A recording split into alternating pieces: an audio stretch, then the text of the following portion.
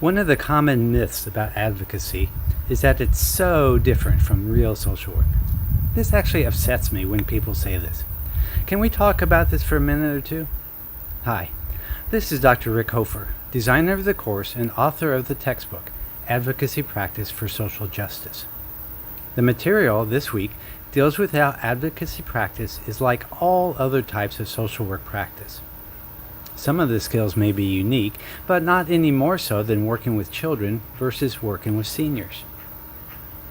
Social work, at its core, is about solving problems or making life better for people.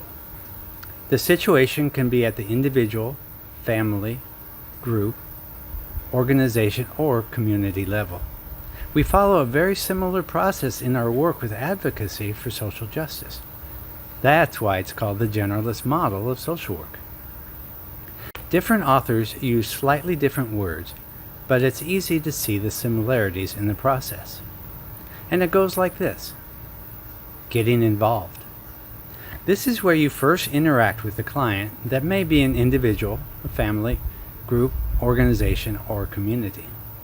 Part of this is determining if this situation is a good fit for you and the potential client. Assessing. Here you begin to understand the issue or issues you will work on with the client.